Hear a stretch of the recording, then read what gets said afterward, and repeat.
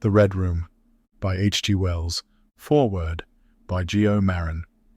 In the shadowed corridors of literature, where the flickering flames of imagination meet the dark corners of the human psyche, lies a room drenched in mystery and draped in an unsettling shade of red. H.G. Wells, a master of speculative fiction, invites us into this enigmatic chamber with his classic tale, The Red Room. As a writer who has ventured through various landscapes of narrative myself, from the intricate webs of crime thrillers to the introspective depths of literary fiction, I find Wells' journey into the heart of fear both exhilarating and profoundly instructive. The Red Room is not merely a story about a haunted room. It is a study of the hauntings within us. It navigates the shadowy boundary between the known and the unknown, the seen and the unseen. In these pages, Wells, with the hand of a maestro, conducts a symphony of suspense and psychological intrigue, challenging us to confront not just the darkness without, but, more importantly, the darkness within. As a writer deeply influenced by Dugoni, Weir, Crichton, and Asimov, I recognize in Wells' work a kindred spirit, a relentless pursuit of the questions that lie at the heart of human existence. What is fear? Is it a mere reaction to external stimuli, or a creation of our mind's labyrinthine corridors? The Red Room serves as a tale of terror and a mirror reflecting our inner turmoils and doubts. Wells masterfully employs a claustrophobic and ominous setting, a room that is both a physical space and a metaphorical representation of the protagonist's, and, by extension, our own inner fears. The suspense is not in the supernatural occurrences, but in the unfolding drama of the human mind grappling with the unknown. In reading The Red Room, one embarks on a journey that transcends the traditional bounds of ghost stories. It ventures into the deeper, more complex realms of fear, perception, and the human condition. As someone who has explored the diverse genres of storytelling, I find a timeless quality in Wells's narrative that resonates with the uncertainty and complexity of our own era. So, as you turn the pages of this enduring work, prepare to step into a room that is much more than a mere setting in a story. It is a space where your fears will be reflected and perhaps understood in the end. Welcome to the Red Room, where the only hauntings are those of the mind. Geo Marin. I can assure you, said I, that it will take a very tangible ghost to frighten me. And I stood up before the fire with my glass in my hand. It is your own choosing, said the man with the withered arm, and glanced at me askance. 28 years, said I. I have lived, and never a ghost have I seen as yet. The old woman sat staring hard into the fire, her pale eyes wide open. Aye, she broke in, and 28 years you have lived and never seen the likes of this house, I reckon. There's a many things to see, when one's still but 28. She swayed her head slowly from side to side. A many things to see and sorrow for. I half suspected the old people were trying to enhance the spiritual terrors of their house by their droning insistence. I put down my empty glass on the table and looked about the room, and caught a glimpse of myself, abbreviated and broadened to an impossible sturdiness, in the queer old mirror at the end of the room. Well, I said, if I see anything tonight, I shall be so much the wiser, for I come to the business with an open mind. It's your own choosing, said the man with the withered arm once more. I heard the faint sound of a stick and a shambling step on the flags in the passage outside.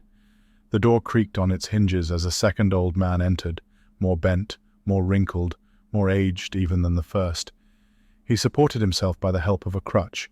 His eyes were covered by a shade, and his lower lip, half averted, hung pale and pink from his decaying yellow teeth. He made straight for an armchair on the opposite side of the table, sat down clumsily, and began to cough. The man with the withered hand gave the newcomer a short glance of positive dislike. The old woman took no notice of his arrival, but remained with her eyes fixed steadily on the fire.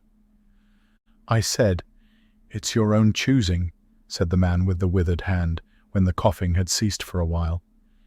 It's my own choosing, I answered. The man with the shade became aware of my presence for the first time, and threw his head back for a moment, and sidewise, to see me. I caught a momentary glimpse of his eyes, small and bright and inflamed. Then he began to cough and splutter again. "Why don't you drink?" said the man with the withered arm, pushing the beer toward him. The man with the shade poured out a glassful with a shaking hand that splashed half as much again on the deal table. A monstrous shadow of him crouched upon the wall and mocked his action as he poured and drank. I must confess I had scarcely expected these grotesque custodians. There is, to my mind, something inhuman in senility, something crouching and atavistic. The human qualities seem to drop from old people insensibly day by day. The three of them made me feel uncomfortable with their gaunt silences, their bent carriage, their evident unfriendliness to me and to one another, and that night, perhaps, I was in the mood for uncomfortable impressions. I resolved to get away from their vague foreshadowings of the evil things upstairs. "If," said I, "you will show me to this haunted room of yours, I will make myself comfortable there." The old man with the cough jerked his head back so suddenly that it startled me, and shot another glance of his red eyes at me from out of the darkness under the shade. But no one answered me. I waited a minute, glancing from one to the other. The old woman stared like a dead body, glaring into the fire with lackluster eyes. "If," I said a little louder, "if you will show me to this haunted room of yours, I will relieve you from the task of entertaining me." "There's a candle on the slab outside the door," said the man with the withered hand, looking at my feet as he addressed me. "But if you go to the Red Room tonight—" "This night of all nights," said the old woman softly. "You go alone." "Very well," I answered shortly. "And which way do I go?" "You go along the passage for a bit," said he, nodding his head on his shoulder at the door, "until you come to a spiral staircase, and on the second landing is a door covered with green baize. Go through that, and down the long corridor to the end, and the Red Room is on your left up the steps."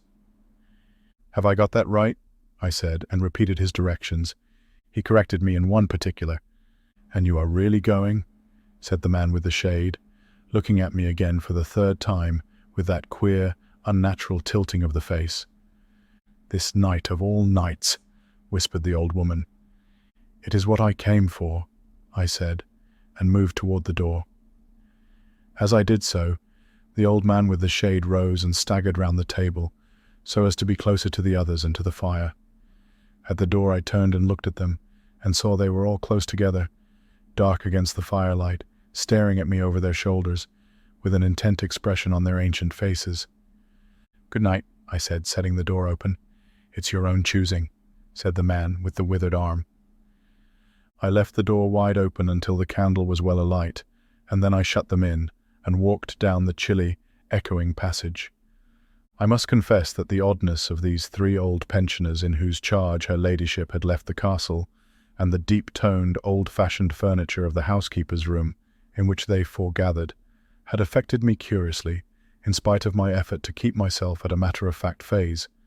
They seemed to belong to another age, an older age, an age when things spiritual were indeed to be feared, when common sense was uncommon, an age when omens and witches were credible, and ghosts beyond denying. Their very existence, thought I, is spectral. The cut of their clothing, fashions born in dead brains, the ornaments and conveniences in the room about them even are ghostly. The thoughts of vanished men, which still haunt rather than participate in the world of today. And the passage I was in, long and shadowy, with a film of moisture glistening on the wall, was as gaunt and cold as a thing that is dead and rigid. But with an effort I sent such thoughts to the right about.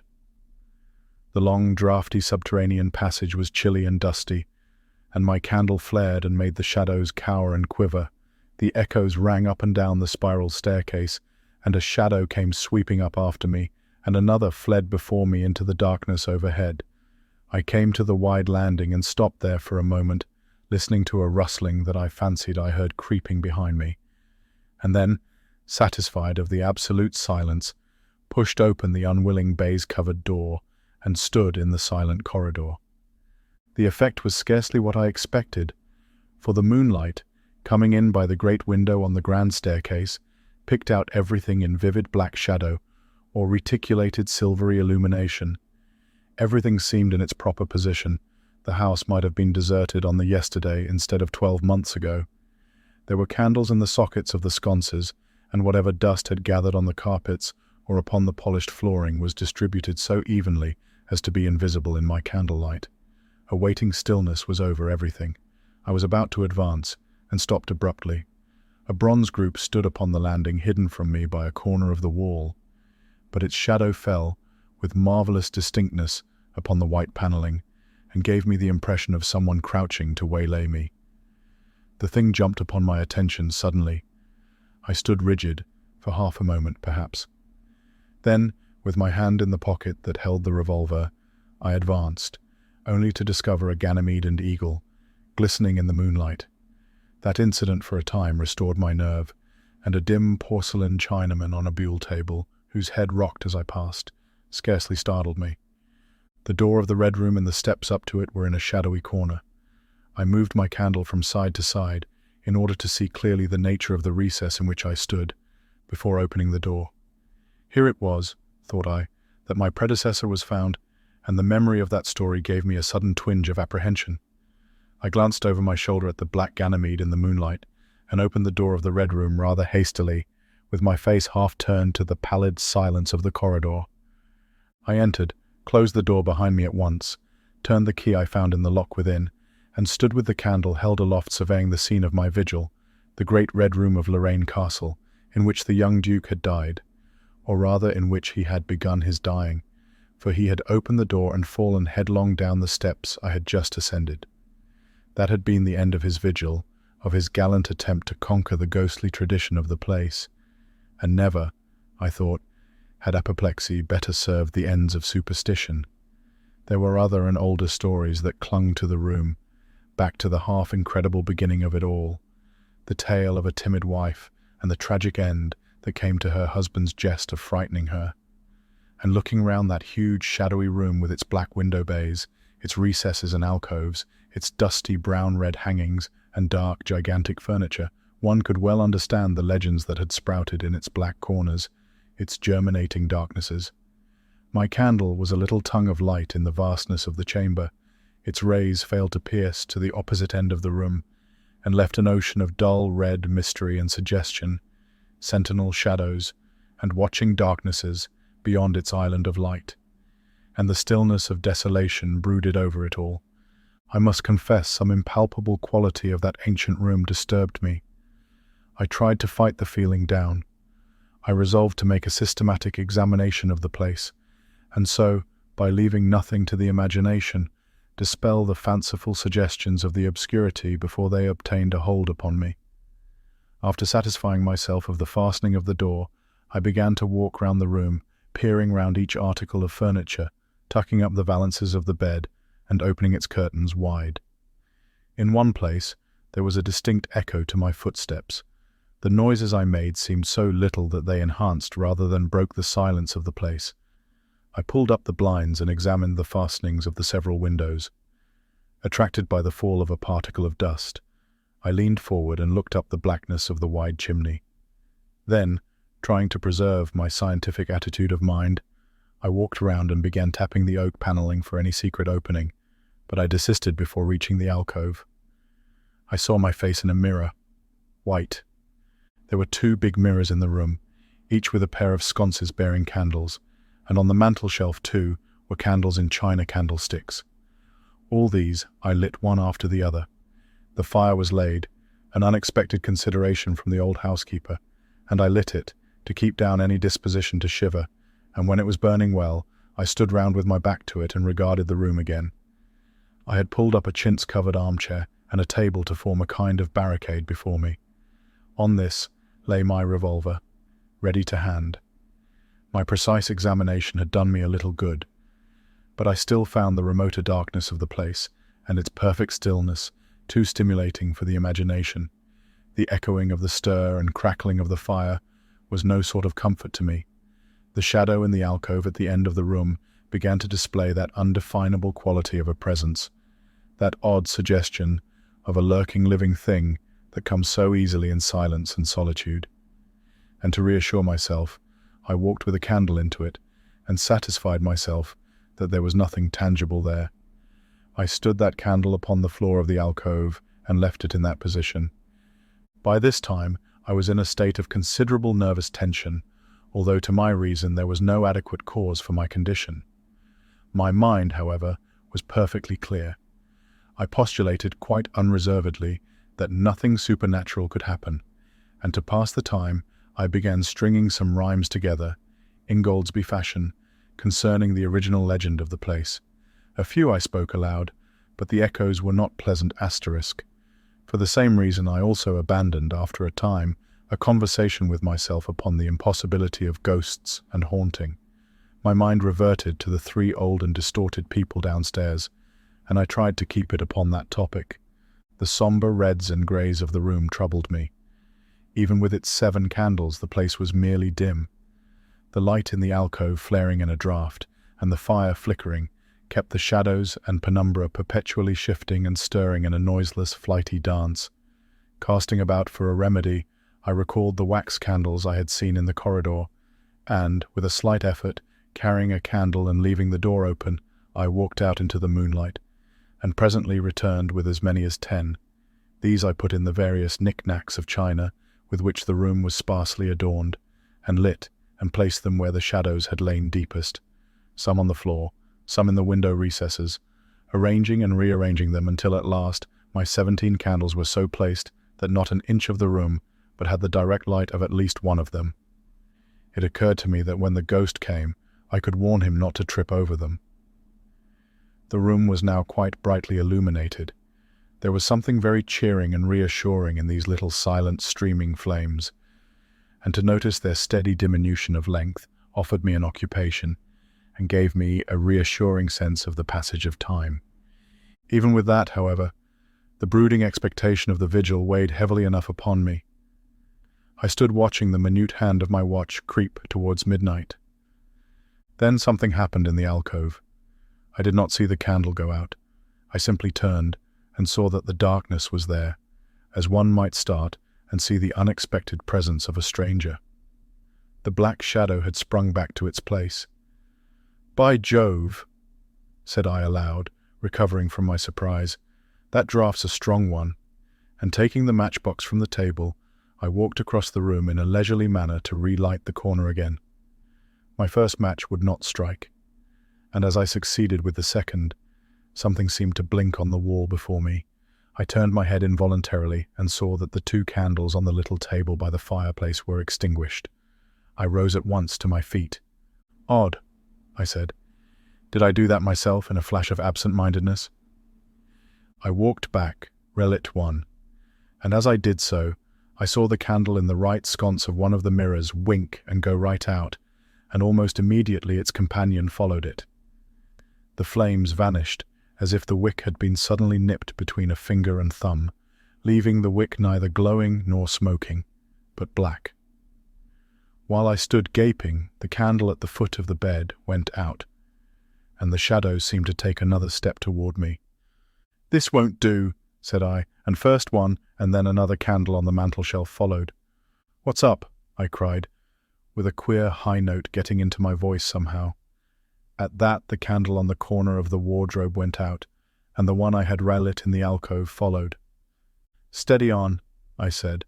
"Those candles are wanted," speaking with a half-hysterical facetiousness and scratching away at a match the while, for the mantel candlesticks. My hands trembled so much that twice I missed the rough paper of the matchbox. As the mantel emerged from darkness again, 2 candles in the remoter end of the room were eclipsed, but with the same match I also relit the larger mirror candles, and those on the floor near the doorway, so that for the moment I seemed to gain on the extinctions. But then, in a noiseless volley, there vanished 4 lights at once in different corners of the room, and I struck another match in quivering haste, and stood hesitating whither to take it. As I stood undecided, an invisible hand seemed to sweep out the 2 candles on the table. With a cry of terror I dashed at the alcove, then into the corner and then into the window, relighting 3 as 2 more vanished by the fireplace, and then, perceiving a better way, I dropped matches on the iron-bound deed-box in the corner, and caught up the bedroom candlestick. With this I avoided the delay of striking matches, but for all that the steady process of extinction went on, and the shadows I feared and fought against returned, and crept in upon me, first a step gained on this side of me, then on that. I was now almost frantic with the horror of the coming darkness, and my self-possession deserted me. I leaped panting from candle to candle in a vain struggle against that remorseless advance. I bruised myself in the thigh against the table. I sent a chair headlong. I stumbled and fell, and whisked the cloth from the table in my fall. My candle rolled away from me, and I snatched another as I rose. Abruptly, this was blown out as I swung it off the table by the wind of my sudden movement, and immediately the 2 remaining candles followed. But there was light still in the room, a red light that streamed across the ceiling and staved off the shadows from me. The fire. Of course I could still thrust my candle between the bars and relight it. I turned to where the flames were still dancing between the glowing coals and splashing red reflections upon the furniture, made 2 steps toward the grate, and incontinently the flames dwindled and vanished. The glow vanished, the reflections rushed together and disappeared, and as I thrust the candle between the bars, darkness closed upon me like the shutting of an eye, wrapped about me in a stifling embrace, sealed my vision, and crushed the last vestiges of self-possession from my brain. And it was not only palpable darkness, but intolerable terror. The candle fell from my hands. I flung out my arms in a vain effort to thrust that ponderous blackness away from me, and lifting up my voice, screamed with all my might, once, twice, thrice. Then I think I must have staggered to my feet. I know I thought suddenly of the moonlit corridor, and with my head bowed and my arms over my face, made a stumbling run for the door. But I had forgotten the exact position of the door, and I struck myself heavily against the corner of the bed. I staggered back, turned, and was either struck or struck myself against some other bulky furnishing. I have a vague memory of battering myself thus to and fro in the darkness, of a heavy blow at last upon my forehead, of a horrible sensation of falling that lasted an age, of my last frantic effort to keep my footing, and then I remember no more. I opened my eyes in daylight. My head was roughly bandaged, and the man with the withered hand was watching my face. I looked about me trying to remember what had happened, and for a space I could not recollect. I rolled my eyes into the corner and saw the old woman, no longer abstracted, no longer terrible, pouring out some drops of medicine from a little blue phial into a glass. "Where am I?" I said. "I seem to remember you, and yet I cannot remember who you are." They told me then, and I heard of the haunted red room as one who hears a tale. "We found you at dawn," said he, "and there was blood on your forehead and lips." I wondered that I had ever disliked him. The 3 of them in the daylight seemed commonplace old folk enough. The man with the green shade had his head bent as one who sleeps. It was very slowly I recovered the memory of my experience. "You believe now," said the old man with the withered hand, "that the room is haunted." He spoke no longer as one who greets an intruder, but as one who condoles with a friend. "Yes," said I, "the room is haunted." "And you have seen it, and we who have been here all our lives have never set eyes upon it, because we have never dared. Tell us, is it truly the old Earl who—" "No," said I, "it is not." "I told you so," said the old lady, with the glass in her hand. "It is his poor young countess who was frightened." "It is not," I said. "There is neither ghost of Earl nor ghost of countess in that room. There is no ghost there at all, but worse, far worse, something impalpable." "Well?" they said. "The worst of all the things that haunt poor mortal men," said I, "and that is, in all its nakedness, fear. Fear that will not have light nor sound, that will not bear with reason, that deafens and darkens and overwhelms. It followed me through the corridor. It fought against me in the room. Ah!" I stopped abruptly. There was an interval of silence. My hand went up to my bandages. The candles went out one after another, and I fled. Then the man with the shade lifted his face sideways to see me and spoke. "That is it," said he. "I knew that was it. A power of darkness. To put such a curse upon a home. It lurks there always. You can feel it even in the daytime, even of a bright summer's day, in the hangings, in the curtains, keeping behind you however you face about. In the dusk it creeps in the corridor and follows you, so that you dare not turn. It is even as you say, Fear itself is in that room, black fear, and there it will be, so long as this house of sin endures. The end. From everyone here at Geo's World, we hope you enjoyed this classic short story by H.G. Wells. Until next time, have a great day and stay curious.